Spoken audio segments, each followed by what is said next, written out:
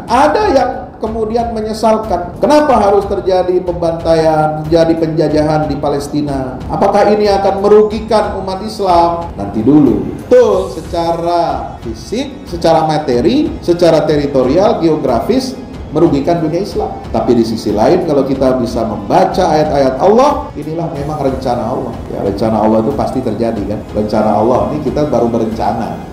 Ya, tapi Allah sudah merencanakan sejak awal penciptaan manusia. Sebelum penciptaan manusia ada Lauhul Mahfuz, udah direncanakan semua sama Allah. Allah mengatakan apa dalam surat Al-Isra ayat 104? Wa qulna min ba'dihi li bani Israil askunul arda fa idza jaa wa'dul akhirati ji'na bikum lafifa. Kita baru melihat bahwa itulah rencana Allah sangat matang. Di akhir zaman Allah akan menggiring seluruh Yahudi Bani Israel dari seluruh dunia ini untuk tinggal di satu bumi tertentu, yaitu bumi Palestina, untuk mewujudkan perintah Allah, rencana Allah di akhir zaman. Bagaimana? Itulah yang ada di dalam surat Al-Isra, mulai ayat 4 lalu ayat 5 sampai ayat 8. Apa bunyinya? Waqabaina ila bani Israila fil kitabi la tufsidunna fil ardi marrataini wa la ta'lunna 'uluwan kabira. Kami telah wahyukan kepada Bani Israel di dalam kitab Taurat itu bahwa kamu akan benar-benar berbuat kerusakan di bumi ini 2 kali dan benar-benar akan menyombongkan diri dengan kesombongan yang besar. Jadi Allah sudah mendesain ini semua. Kerusakan Bani Israel di muka bumi ini 2 kali. Pertama, menurut para ulama ahli tafsir, itu terjadi di zaman Rasulullah. Itulah kerusakan terbesar Bani Israel ketika mereka menolak Nabi Muhammad. Padahal Nabi Muhammad itu diutus untuk menyelamatkan mereka, Bani Israel, Yahudi Bani Israel. Mereka tahu kok tanda-tanda kelahirannya Muhammad itu seperti apa, ciri-ciri fisiknya Muhammad yang akan jadi Nabi akhir zaman itu seperti apa. Tahu dia, ada di dalam kitab Tauratnya mereka, cuma disembunyikan. Ladina atainahumul kitaba ya'rifunahu kama ya'rifuna abna'ahum. Al-Quran menyebutkan begitu. Orang-orang yang diberikan Alkitab, Taurat, mereka mengenal Muhammad seperti mereka mengenal, bahkan lebih mengenal Muhammad daripada mereka mengenal anak-anak kandung mereka sendiri.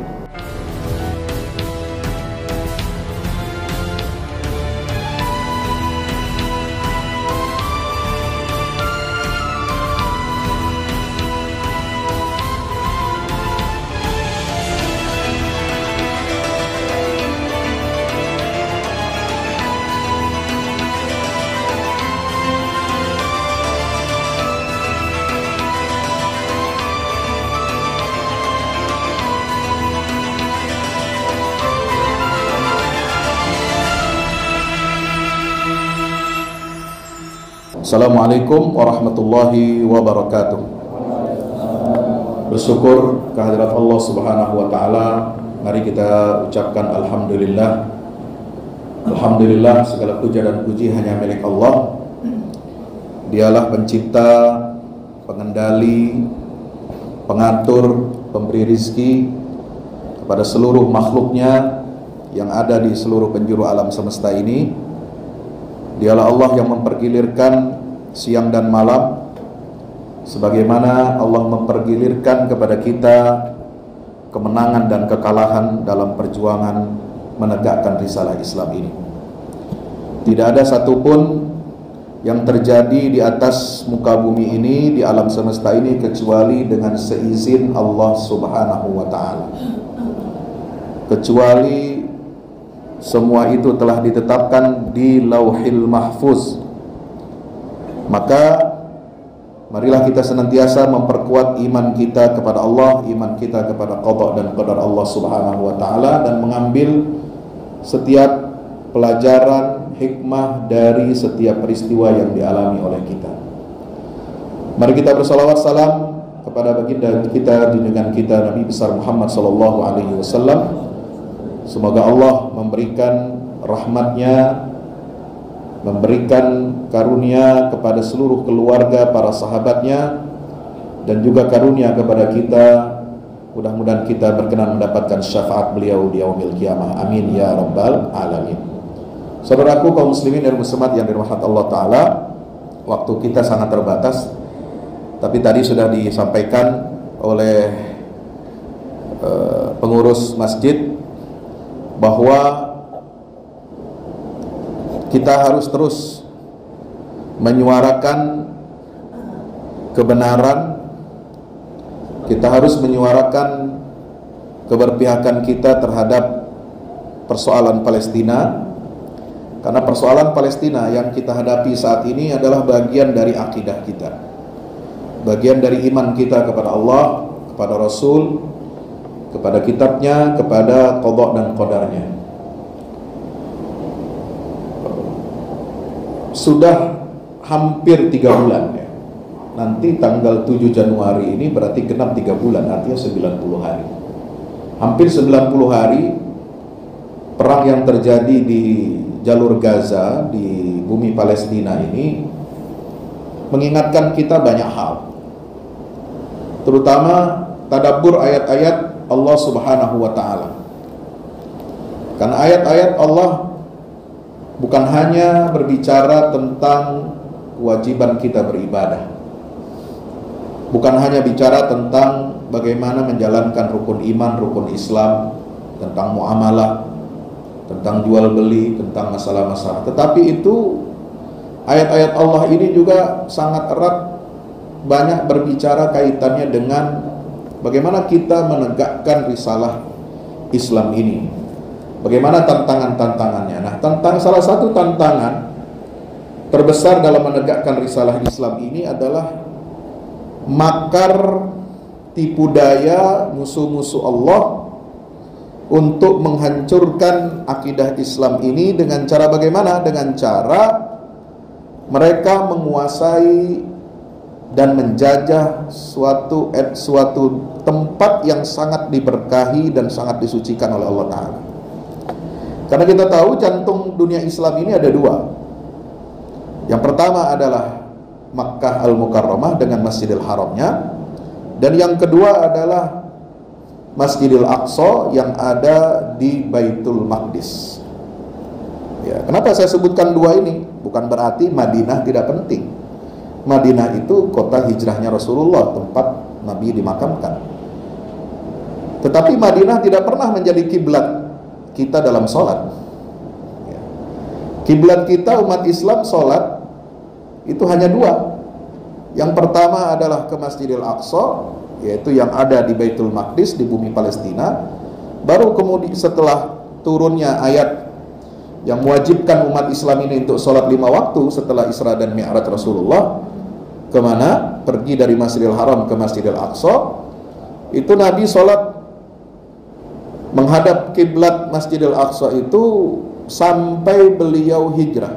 Artinya kurang lebih 1 sampai 2 tahun di Mekah, dilanjutkan lagi setelah hijrah ke Madinah, itu kurang lebih 16 bulan.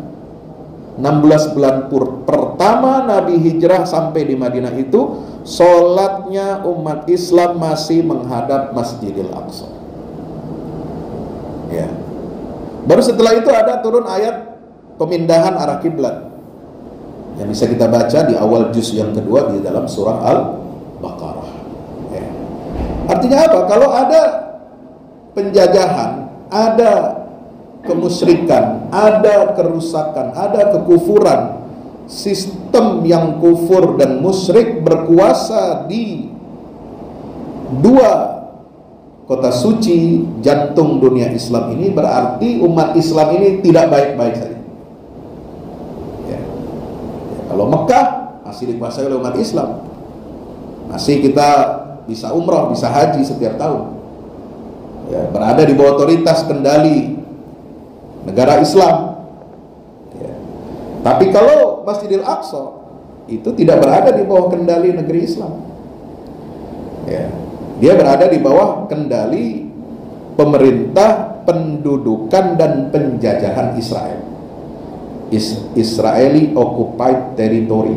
Itu wilayah yang diduduki, dijajah oleh Israel sejak tahun 1967. Ingat 1967, dalam perang 6 hari antara tentara Arab, gabungan tentara Arab dan dengan Israel. Coba, luar biasa.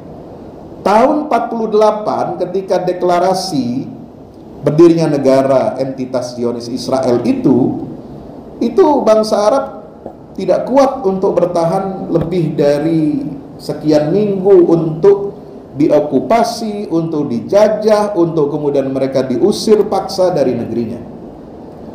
Perang tahun 56 sama, itu hanya bertahan 2 minggu. Lebih parah lagi perang tahun 67, ketika Masjidil Aqsa, Yerusalem Timur itu dianeksasi oleh Israel, itu tentara Arab hanya kuat bertahan perang 6 hari.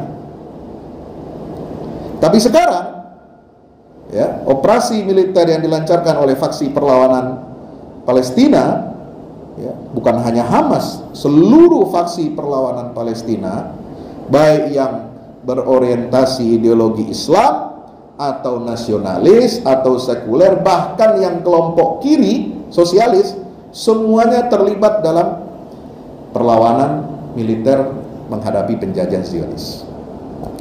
Ini sekarang sudah hampir 3 bulan dan mereka tidak mau tunduk dan tidak akan menyerah sebelum tuntutan mereka yang pertama adalah bisa terrealisir, yaitu dibebaskannya seluruh tawanan Palestina yang ada di penjara-penjara Zionis Israel. Dengan imbalan mereka akan membebaskan tawanan-tawanan Israel yang ada di jalur Gaza. Ya, ini. Ya. Yang kedua, sebelum Masjidil Aqsa itu mereka bebaskan dalam pengertian apa? Memberikan kebebasan beribadah untuk umat Islam, karena selama ini meskipun kelihatannya ibadah di Masjidil Aqsa itu aman, bebas, tapi itu dibatasi. Ya, hanya bagi yang berusia di atas 56 tahun boleh masuk ke area Masjidil Aqsa. Kalau untuk turis masih bisa diizinkan, ya, karena dia pakai pakai visa Israel, bayar kepada otoritas Israel, bisa. Makanya kelihatan aman, ya. Kalau pengunjung turis-turis dari Indonesia habis umroh, jalan-jalan pergi ke Al-Aqsa, ya, itu kelihatannya memang aman, ya, karena memang itu bagian dari strategi mereka untuk memberikan gambaran positif kepada dunia Islam bahwa Masjidil Aqsa dalam keadaan aman. Tapi sesungguhnya setiap tahun, setiap waktu-waktu momen tertentu, umat Islam beribadah di Masjidil Aqsa ini itu selalu mengalami gangguan, selalu mengalami hambatan, terutama di masa-masa di bulan-bulan Mei sampai Oktober. Itu siklus perayaan festival-festival Yahudi di kota lama Yerusalem itu selalu dilakukan hampir tiap minggu, ya, hampir tiap saat, untuk apa? Memprovokasi umat Islam yang akan beribadah atau pulang beribadah dari Masjidil Aqsa. Nah, saudara yang dirahmati Allah, maka itu kita bisa melihat bagaimana ayat-ayat Allah mengatakan tentang kondisi yang ada di bumi Palestina ini. Yang pertama kita melihat apa? Bersatunya, ya, kekuatan-kekuatan, ya, Barat, kekuatan-kekuatan yang melahirkan dan membidani negara Israel ini, itu mereka bersatu padu, kompak. Ya. Apa yang dikatakan, ya, Netanyahu, ya, ini setan satu ini, dia dari awal sudah mengatakan bahwa perang Gaza tahun 2023 ini adalah sama dengan perang kemerdekaan kedua bagi Israel. Ya, perang kemerdekaan Israel yang pertama itu tahun 48 ketika berhasil mengusir warga Palestina 600.000 orang, ya, ke luar negaranya dan mencaplok wilayah Palestina hampir seluruh wilayah Palestina diambil oleh Israel kecuali tepi barat, ya, kemudian Yerusalem Timur. Nah, kemudian apa lagi? Presiden Israel bilang, kalau tadi Netanyahu itu Perdana Menteri, ya, Presiden Israel bilang apa? Perang Gaza ini bukan perang antara Israel dengan Hamas, tapi perang Gaza ini adalah dalam rangka menyelamatkan peradaban Barat, ya. Jadi mereka Israel ini mengatakan tanpa malu, tanpa basa-basi, bahwa perang Israel di jalur Gaza ini menghabisi perlawanan Palestina itu adalah perang untuk menyelamatkan peradaban Barat. Kenapa? Karena memang peradaban Barat inilah yang melahirkan Israel. Sampai Joe Biden pernah mengatakan, kalau Israel nggak ada, ya, setiap saat, setiap waktu Amerika wajib membuat adanya negara seperti Israel. Kalaupun Israel hilang, kita akan adakan itu yang baru. Ya. Ini memang kepentingan Barat, luar biasa, besar. Sejak Perang Dunia ke-1, kita akan melihat bagaimana lini masa, ya, timeline yang membuktikan kebenaran firman Allah Ta'ala di dalam surah Al-Anfal ayat 73, walladzina kafaru ba'duhum awliya'u ba'din. Jadi orang-orang kafir itu, sebagian mereka itu menjadi penolong bagi sebagian yang lain. Mereka itu guyup. Walaupun ada perbedaan-perbedaan politik di internal mereka, tapi kalau menghadapi umat Islam dan mereka ingin mengendalikan umat Islam, mereka itu menjadi penolong bagi sebagian yang lain. Illa taf'alu, kata Allah. Kalau kalian tidak mau bersatu melaksanakan perintah yang ditetapkan oleh Allah untuk saling melindungi, untuk saling menjaga, untuk saling mengasihi, maka apa kata Allah? Takun fitnatun fil ardi wa fasadun kabir. Akan terjadi fitnah, kekacauan di bumi dan kerusakan yang besar. Apa fitnah yang sudah dirasakan oleh umat Islam? Ya, selama 75 tahun. Sejak awal Israel berdiri sampai sekarang 75 tahun. Tapi kalau ditarik garis lurus lini masa ke belakangnya, itu mulai tahun 1917.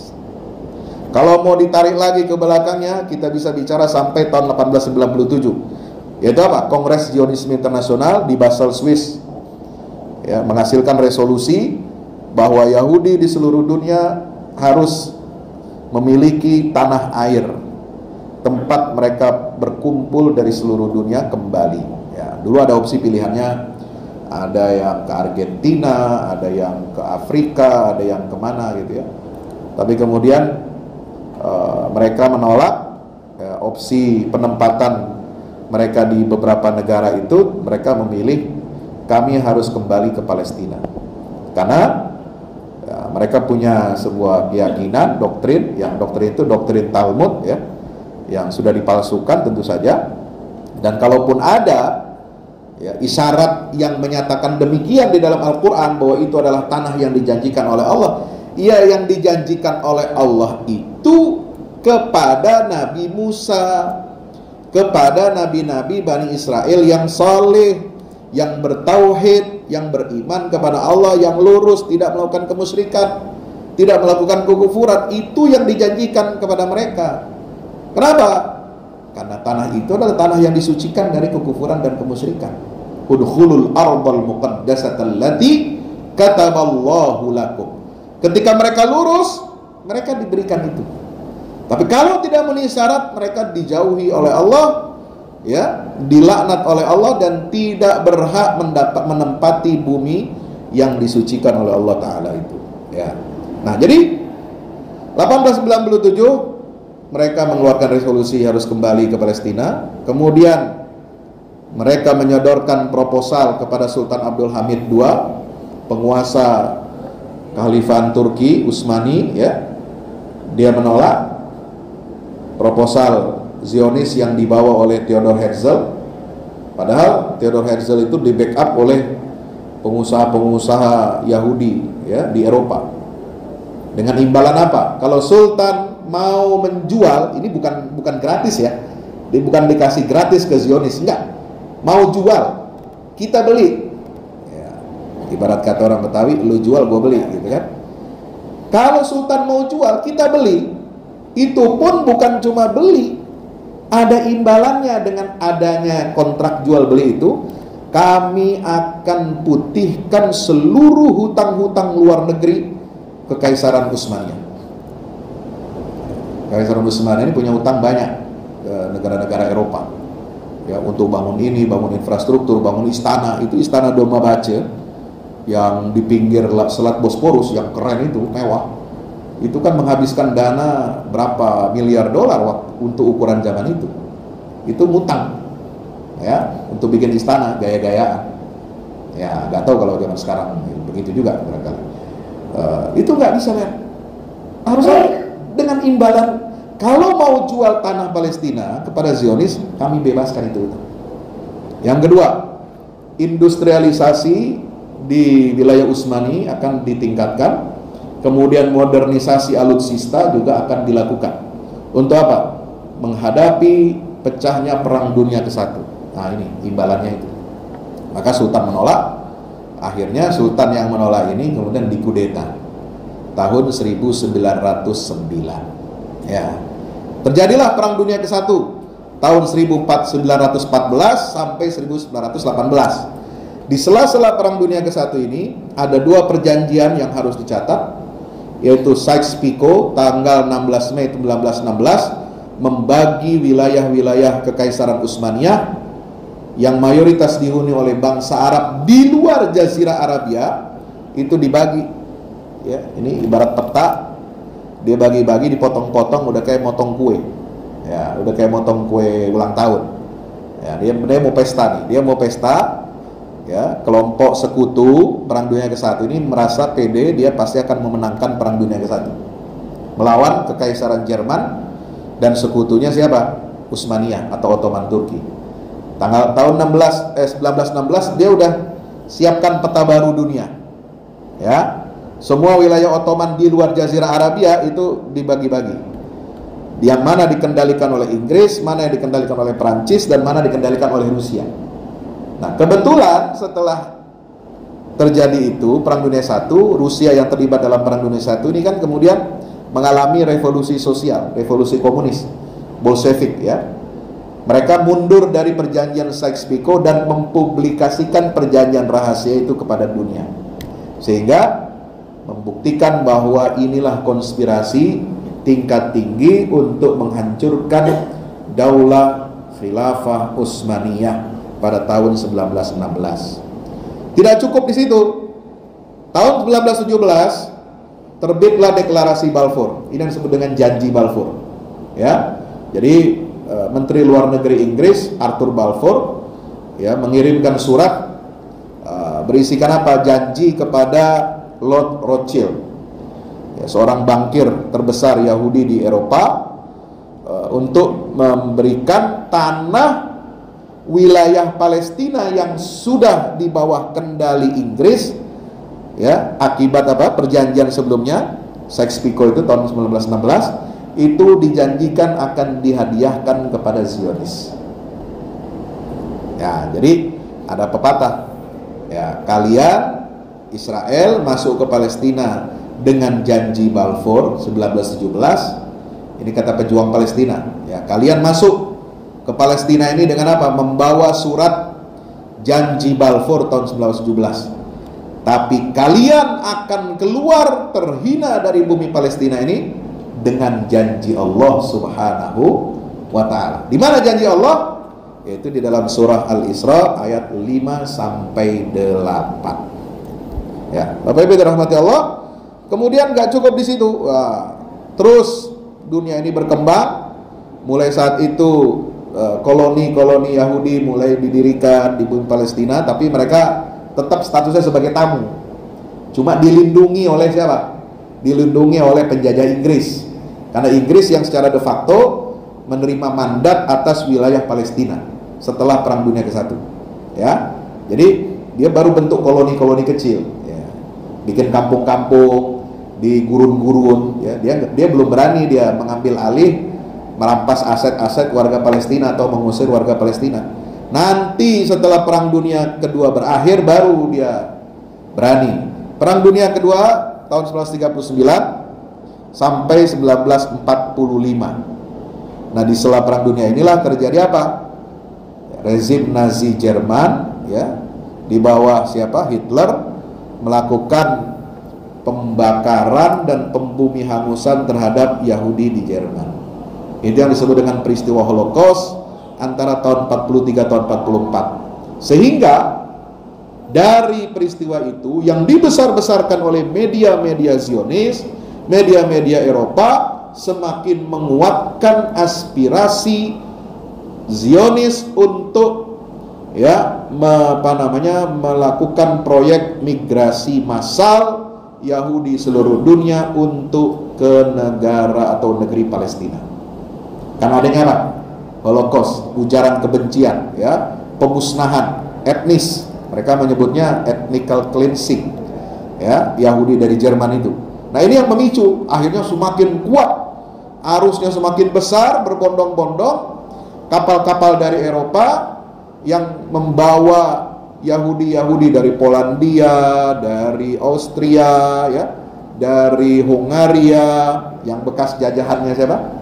Nazi, Jerman dalam Perang Dunia Kedua itu kan dicaplok semua tuh, ya, negara-negara Eropa Timur itu dicaplok sama Jerman. Nah, ini yang memicu Perang Dunia Kedua kan. Mereka pada apa? Lari karena takut dari apa? Kekejaman Nazi. Ya, kapal-kapal itulah yang kemudian berlabuh, bersandar di pelabuhan-pelabuhan Palestina, termasuk pelabuhan Askelon, pelabuhan Haifa, pelabuhan Yafa, yang sekarang jadi nama kota, yaitu Tel Aviv. Jadi nggak ada nama Tel Aviv, zaman dulu kagak ada. Semua nama-nama Israel itu nggak ada di situ. Semua nama Arab, ya, pelabuhannya pelabuhan nama Arab. Nama kotanya, nama desanya, dusunnya, itu semua dusun pakai bahasa Arab semua. Pengucapan setelah tahun 48 semua diganti dengan proyek Yahudisasi. Ya, semua nama, semua wilayah, semua tempat, gedung-gedung bersejarah semua diganti namanya dengan nama Yahudi. Itulah yang disebut dengan naturalisasi. Nah, ini bahaya. Jadi ada koloni asing datang, dilindungi oleh penjajah, mereka melakukan apa saja. Ya, lalu kemudian ada pembagian PBB, keputusan resolusi PBB UN Partition tahun 1947. Bagaimana ini menyelesaikan ini? Orang Arab marah, semuanya marah.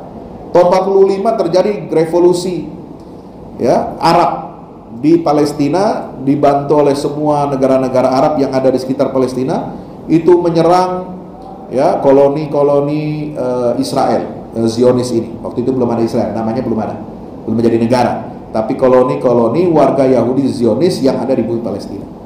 Maka untuk meredakan ketegangan ini, PBB, ya, yang merupakan produk dari selesainya Perang Dunia Kedua, itu menginisiasi resolusi pemisahan atau pembagian Palestina menjadi dua.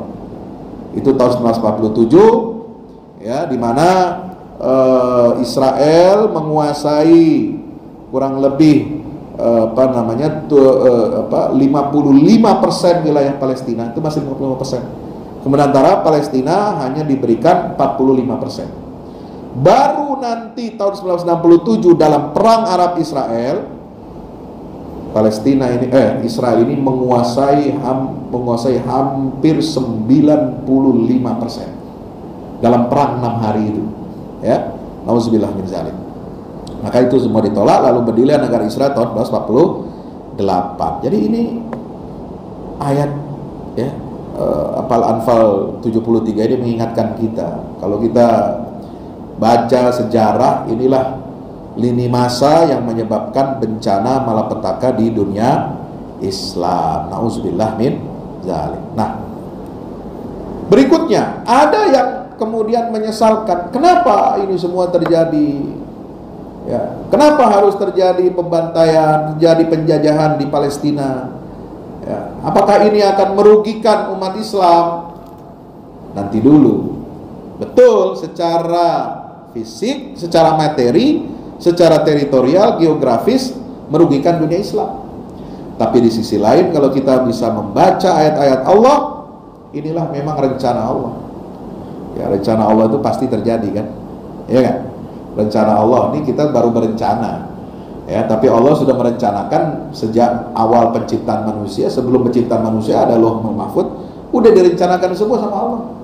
Ya, Allah mengatakan apa dalam surat Al-Isra ayat 104? Wa qulna min ba'dihi li bani Israil askunul arda fa idza jaa wa'dul akhirati ji'na bikum lafifa. Kita baru melihat bahwa itulah rencana Allah sangat matang.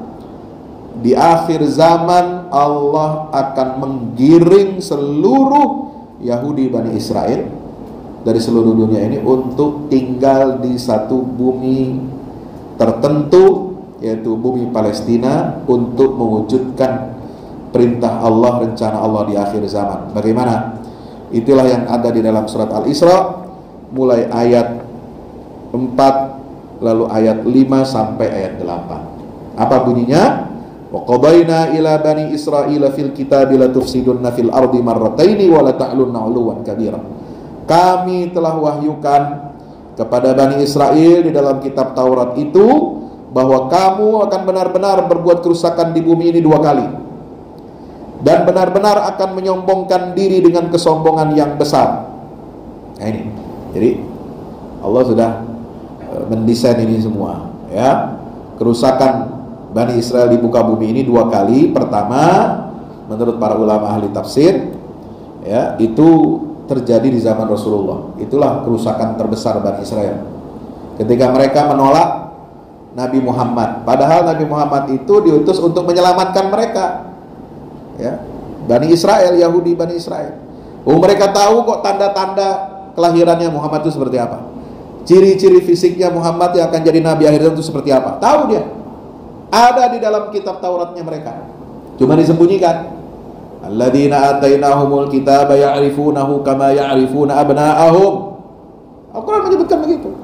Orang-orang yang diberikan Alkitab, ya, Taurat, mereka mengenal Muhammad seperti mereka mengenal, bahkan lebih mengenal Muhammad daripada mereka mengenal anak-anak kandung mereka sendiri. Ya, gitu. Kalau anak sendiri belum tentu. Apakah ini dari dari hubungan biologis dia dengan istrinya, atau mungkin istrinya selingkuh dengan yang lain, ya kan belum tentu itu anak kandung dia. Tapi kalau Muhammad, ciri-cirinya sangat detail di dalam Al-Quran, dan mereka sudah membuktikan, mengkonfirmasinya langsung. Ciri-ciri itu ada pada diri Nabi Muhammad, baik secara tanda-tanda alam maupun tanda-tanda fisik, yaitu cap kenabian yang ada di belakang punggungnya Rasulullah SAW. Sehingga mereka mau nggak mau harus beriman, tapi mereka menolak. Oh, nggak bisa dong, masa kita beriman sama Nabi orang Arab? Dia bangsa Arab, keturunan Ismail. Kenapa bukan keturunan kita Ishak? Kenapa bukan keturunan Yakub? Nah, itu mereka nggak mau, ya, sombong, menolak. Sampai Nabi hijrah, mereka berkhianat atas poin-poin perjanjian Mitsaqul Madinah itu, dan mereka berkomplot dengan kaum musyrikin untuk memerangi Rasulullah SAW dan umat Islam. Itulah yang terjadi di perang Ahzab, perang Khandaq, tahun berapa? Tahun ke-5 Hijriyah. Nah, jadi inilah puncak kejahatan, puncak kesombongan, puncak kerusakan Bani Israel itu di zaman Rasulullah SAW. Itu yang pertama. Yang kedua, mereka akan lakukan juga di akhir zaman, ya, sebagaimana disebutkan dalam ayat keberapa? Ayat ke-7 dan ke-8. Tsumma radadna lakumul karrata alaihim wa amdadnakum bi amwalin wa banin. Setelah mereka dibinasakan oleh Allah, oleh ibadan lana uli ba'sin syadid, itu sahabat Rasulullah diberikan sifat dan ciri-ciri sebagai apa? Hamba-hamba kami yang memiliki kekuatan dahsyat. Itu ayat 5 surat Al-Isra. Ya, mereka dikalahkan, ya, dalam perang Ahzab, kalahkan dalam perang Khaybar. Benteng Khaybar Yahudi itu diruntuhkan, ya, diratakan dengan tanah. Wanitanya itu ditawan, ya, yang laki-laki yang ini kemudian mereka yang ikut terlibat perang dieksekusi mati, dan mereka diusir dari Jazirah Arabia, dari Madinah dan Jazirah Arabia. Nggak boleh tinggal di negeri di mana Islam tumbuh. Itu nggak boleh. Itulah hukuman dari Allah Subhanahu wa Ta'ala, sehingga turun surat Al-Hasyr. Ya, surat Al-Hasyr itu menghukum mereka supaya mereka keluar dari Jazirah Arabia. Sehingga kalau ada sekarang ada proyek normalisasi politik, normalisasi agama, budaya, sosial dengan Yahudi, antara umat Islam dengan Yahudi, ini sebenarnya sudah melanggar ayat-ayat Allah dan hadis-hadis Nabi Muhammad. bahwa Islam dan Yahudi nggak bisa bertemu dalam satu tempat. Tidak boleh dia ada dalam satu tempat. Kalau dengan Kristen masih bisa, ya, toleransi kita biasa. Bahkan dalam Al-Quran dikatakan orang kelompok yang dekat, yang akraban latajidan akraban nasi itu hubungannya dengan umat Islam itu yang lebih baik itu adalah umat Kristen. Ya. Kalau Yahudi, di dalam Al-Quran disebutkan apa? Asyaddan nasi adawatan lilladzina amanul yahuda walladzina asyraku. Mereka ini kelompok yang paling keras permusuhannya dan kebenciannya kepada umat Islam. Ya, Yahudi dan orang musyrik, itu sifatnya dalam surat Al-Maidah begitu. Jadi kalau ada yang ingin menginisiasi, kita harus ada kesepakatan Abraham, anak-anak Abraham, ya, ada Abraham Accord, ada Abraham Religion. Nah, biasanya ini memanfaatkan corong-corong liberalisme, ya, dengan pluralisme agamanya untuk menyatukan tiga agama ini, pengikut tiga agama ini, supaya kita saling mengakui, ya, semua agama itu benar. Nah, itu jadi nggak boleh, ya. Kita mengakui hanya Islam yang paling benar, hanya Islam yang benar satu-satunya. Kalau berdampingan hidup, toleransi, oke. Tapi kalau mengakui kebenaran agama luar Islam, nanti dulu. Ya, kalau mengakui kebenaran agama luar Islam berarti Anda meruntuhkan dan menghancurkan akidah Anda sendiri. Di mana akidah Islam, Al-Quran mengkritik dan menyalahkan akidahnya Yahudi dan Nasrani. Ya, gitu. Ini logika cara berpikirnya orang beriman itu seperti itu, orang bertauhid, ya. Jadi bukan masalah. Kalau toleransi oke. Kita bertetangga, bermuamalah, hubungan bisnis, dagang, silakan. Selama kita fair, menerapkan prinsip-prinsip keadilan, fairness, setara di depan hukum, sama. Ada kesepakatannya, perjanjiannya, ya, boleh kita berhubungan dengan mereka. Tapi kalau pengakuan terhadap akidahnya, nggak boleh dalam Islam mengakui kebenaran akidah mereka, ya. Nauzubillah min dzalik.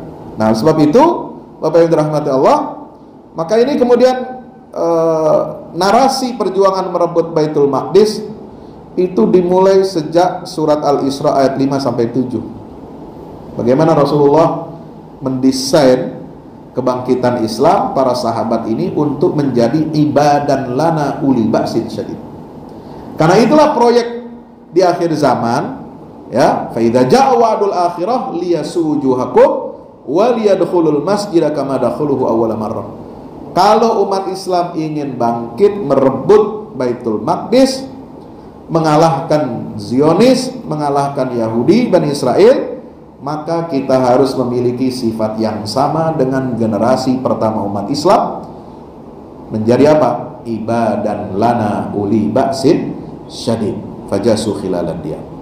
Nah, yang ketiga ayat yang mendorong perjuangan Palestina ini apa? Bahwa amal soleh itu bukan hanya sholat, bukan hanya zakat, bukan hanya puasa, bukan hanya haji, umroh, tapi bentuk amal soleh itu dijabarkan dalam Al-Quran. Surat At-Taubah 120, diantaranya dengan apa? Dengan berjihad.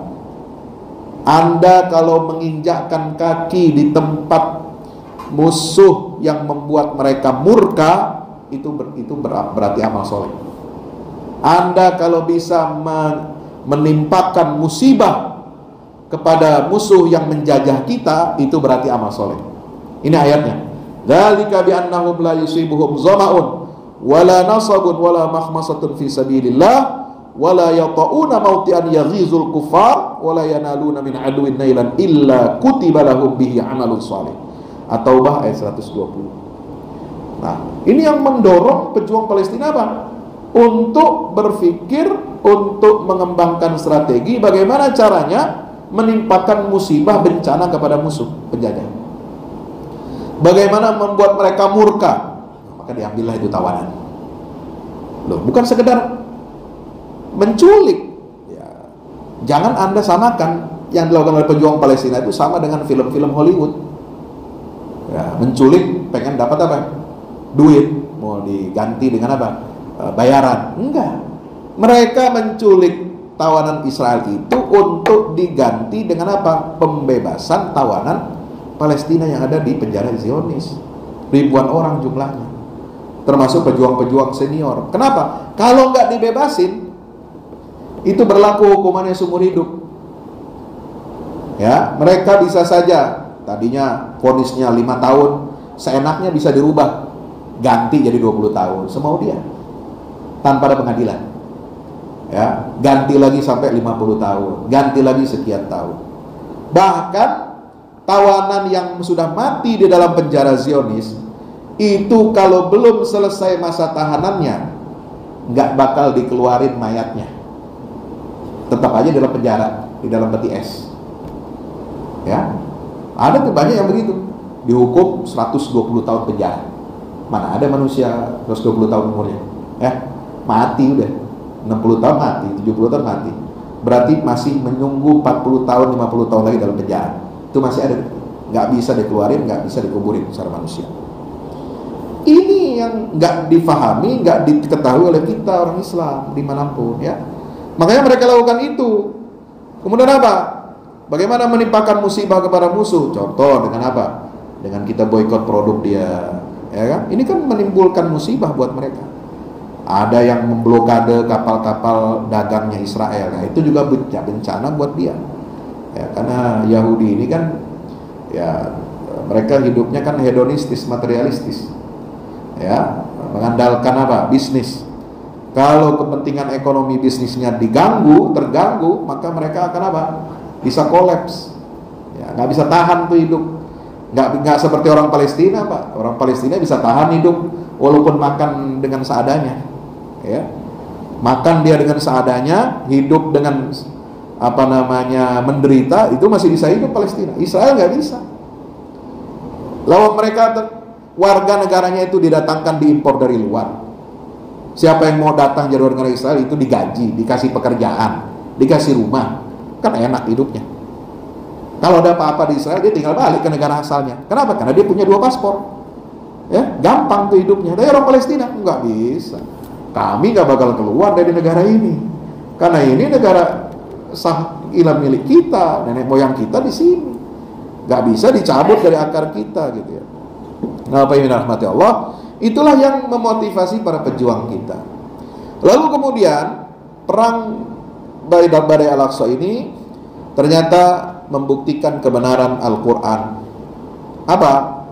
Bahwa dalam setiap pertempuran antara yang hak dan batil, antara iman dan kufur, itu pasti ada muncul virus-virus orang munafik yang menebarkan racun-racun yang berbisa.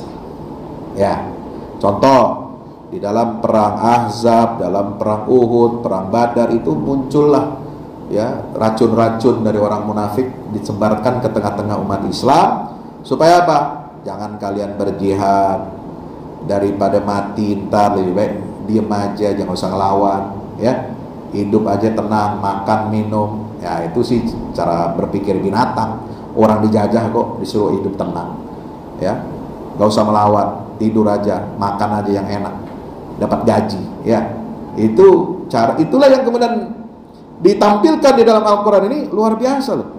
Ya, seperti saudara baca surat Al-Ahzab ayat 18, ketika dalam perang Ahzab itu juga racun-racun dari orang munafik ini bertebaran di kalangan kaum muslimin sampai 19, bagaimana mereka mencela para mujahidin, bukannya mencela penjajah tapi mencela pejuang.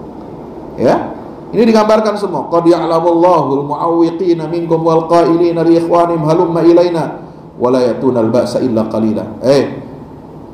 Inilah yang disebut dengan apa? Para penghalang untuk berjihad. Mereka berkata kepada saudaranya, marilah bersama kami. Sini aja, udah tenang aja, nggak usah ngelawan. Udah tahu Israel jahat, bengis. Kalau dia lawan, dia bakal lebih jahat lagi. Udah nggak usah, gitu ya. Kira-kira begitu. Marilah bersama kami. Mereka tidak datang berperang kecuali hanya sebentar. Apa yang terjadi? Kalau bahaya itu hilang, datang bahaya, mereka akan memandang kepadamu, sebagaimana dalam ayat 19, seperti mereka memandang kepadamu dengan bola mata yang berputar-putar seperti orang pingsan karena mau mati. Tapi kalau bahaya itu hilang, mereka akan mencaci kalian dengan lidah yang tajam. Fa idza dhahabal khaufu salaqukum bi alsinatin hidad asyihatan 'alal khair. Ya. Jadi mengecam. Jadi bukannya mempertanyakan, ya, meminta pertanggungjawaban penjajah. Coba bayangkan, Pak.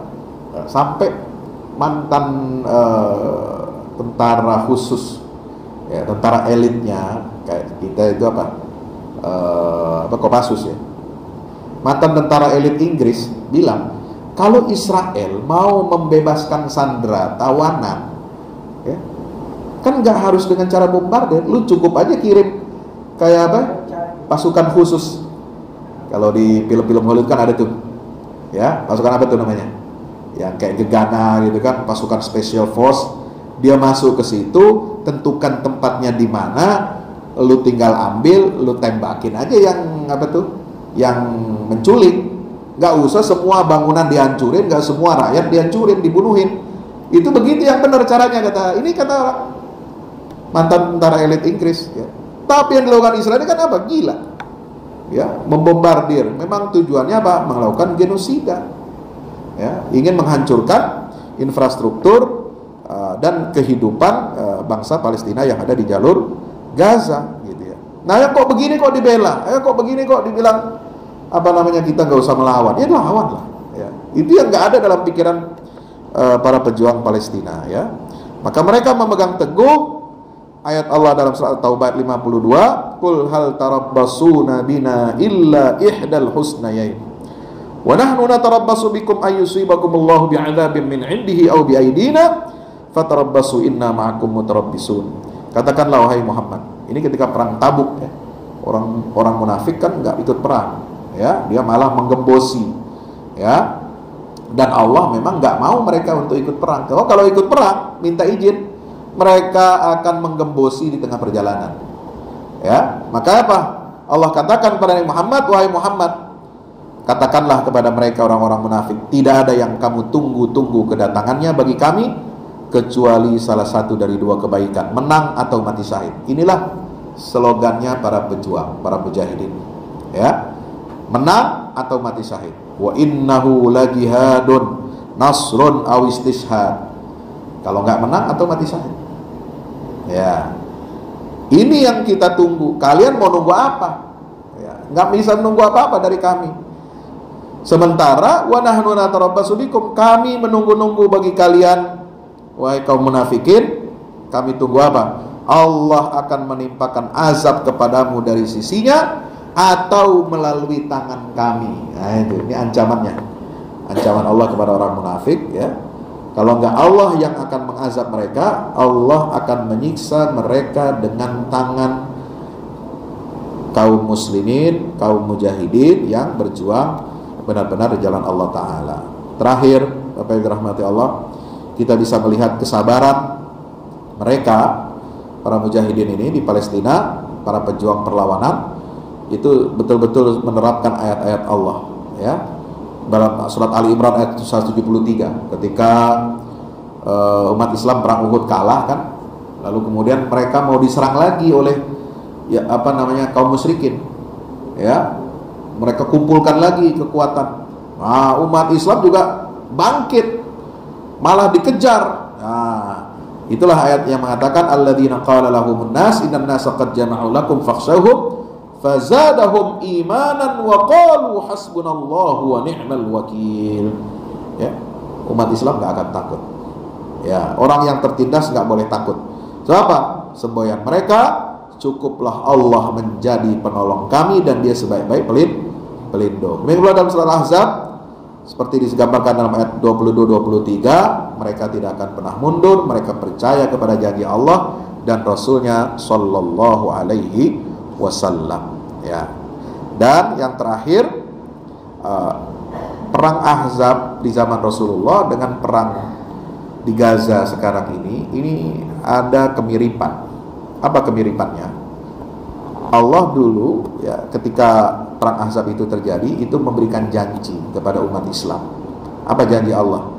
Lihat surat Al-Ahzab ayat 26. wa anzalal ladzina zaharuhu min ahlil kitabi min sayasihim wa qadhafa fi qulubihim ar-ru'b fariqan taqtulun wa ta'siruna fariqa. Kemudian ayat 27, wa awrathakum ardahum wa diyarahum wa amwalahum wa ardan lam tata'uha wa kana Allah ala kulli syai'in qadir. Dia Allah menurunkan ahli kitab yang membantu mereka, golongan Ahzab di perang Ahzab, dari benteng mereka. Mereka akan apa?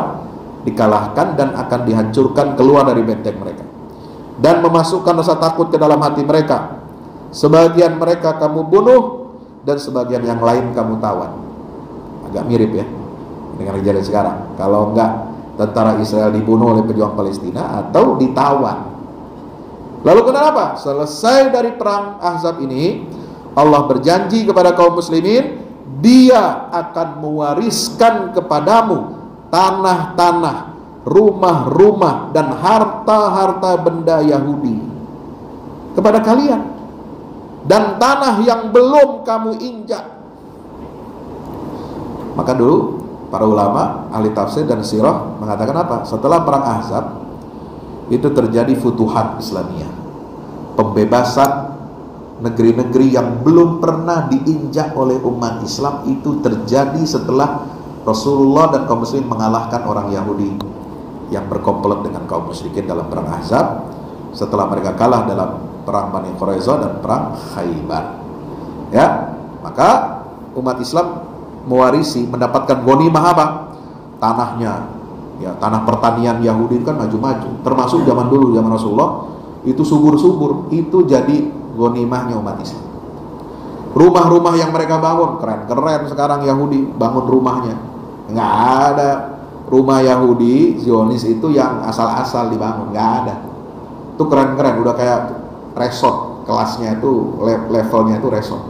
Ya, nggak ada yang abal-abal tuh rumah, nggak kayak kita bangunan apa ya, rumah sangat sederhana ya, rumah susun nggak jelas itu ya. Bukan ya, Israel itu kalau bangun buat penduduknya, warganya itu bangun mewah.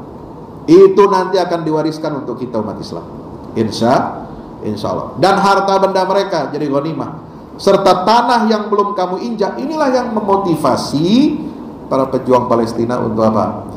Berjuang ya, melawan kejahatan, melawan kebrutalan Zionis. Untuk apa? Menyongsong janji Allah ya, untuk kemenangan Islam dan kaum muslimin di akhir zaman. Aku qouli hadza astaghfirullah li wa lakum. Wassalamualaikum warahmatullahi wabarakatuh.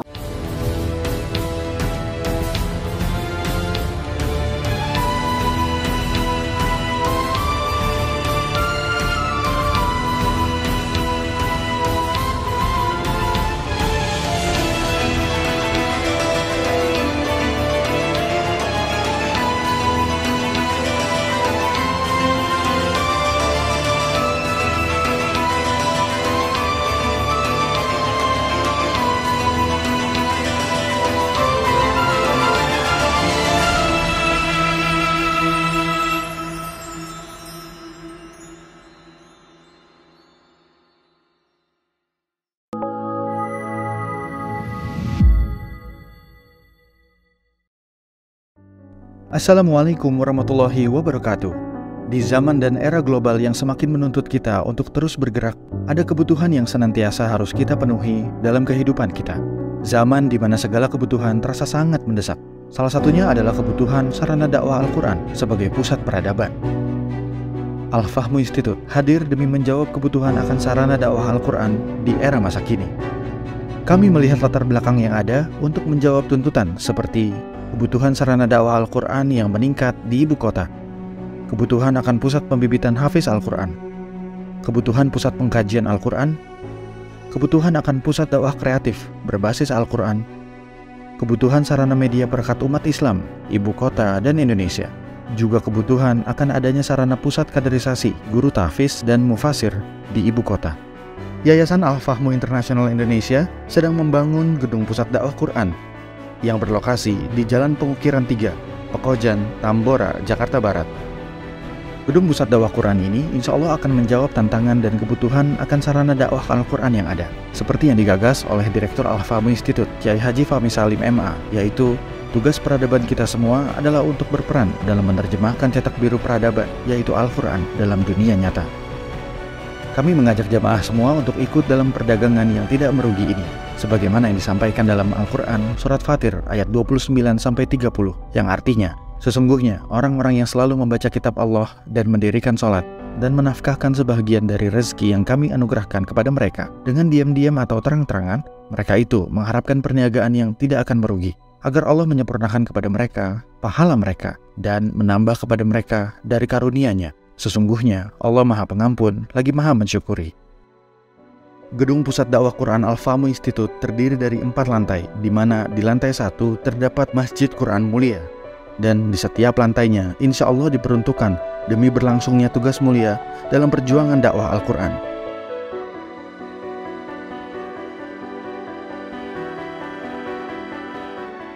Berikut adalah rencana anggaran biaya yang dibutuhkan dalam pembangunan Gedung Pusat Dakwah Quran.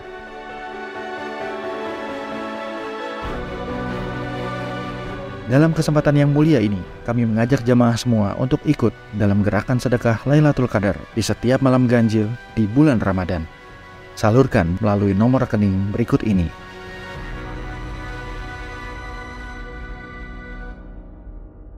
Al-Fahmu Institute, bahagiakan Indonesia dengan dakwah Quran.